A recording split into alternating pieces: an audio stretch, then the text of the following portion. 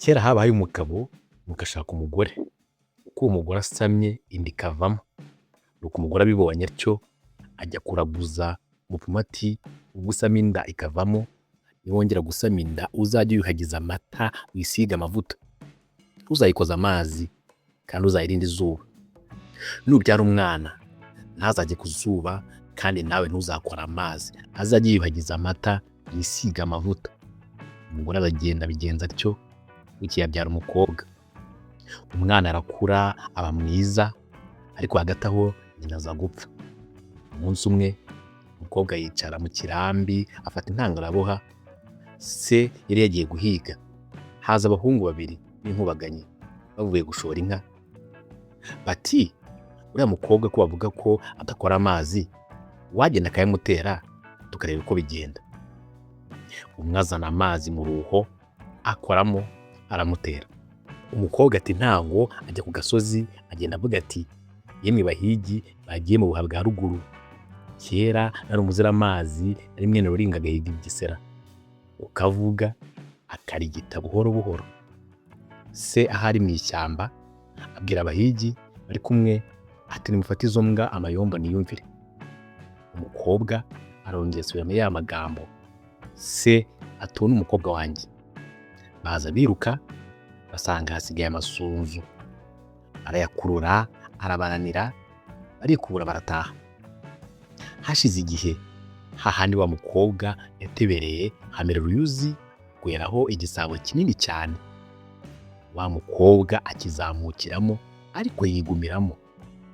Haza abantu bareba icyo gisabo bajya ibwami bati nyagasani, hariya hari igisabo nta wundi gikwiye uretse wowe nyiri u Rwanda.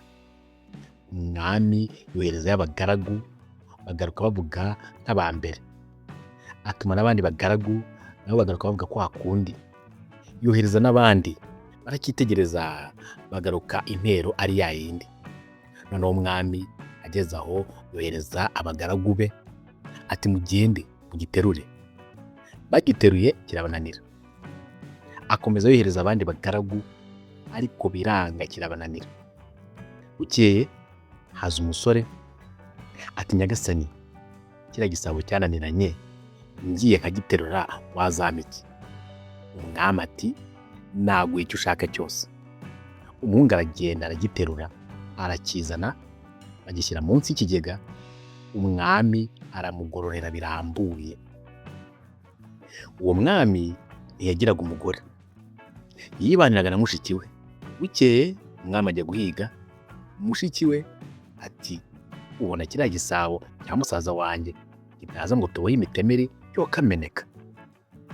Ubona kiriya gisabo cya musaza wanjye kitaza ngo twoze ibyansi cyo kameneka? Nuko igisabo kiti kireke, harimo urutoki rw'urutunda yaza yakurusha. Nuko umukobwa mushiki w'umwami ati ngwino ndushe. Wa mukobwa wo mu gisabo ava mu gisabo araza baboha ibyibo aramurusha, batunda amata aramurusha, bariyuhagira. Wa mukobwa wo mu gisabo akomeza kurusha mushiki w'umwami, birangiye yisubirira mu gisabo. Wa mukobwa abwira umwami ati muri kiriya gisabo harimo umukobwa mwiza, umunsi umwe uzaguma aha ngaha wihishe mu kiraro, nzamuhamagara aze, nagera aha uzagende ugiterure gihishe, azabura aho yihisha maze umufate umurongore. Bukeye umwami ajya mu kiraro yikingiranamo.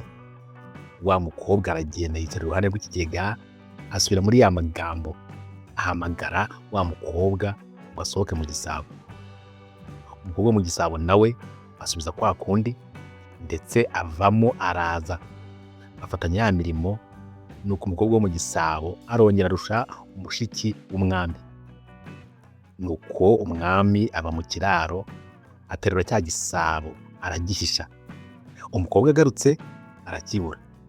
Umwami niko kumufata, ubwo aramurongora, barabana, baratunga, baratunganirwa. Sinjye wahera hahera umugani.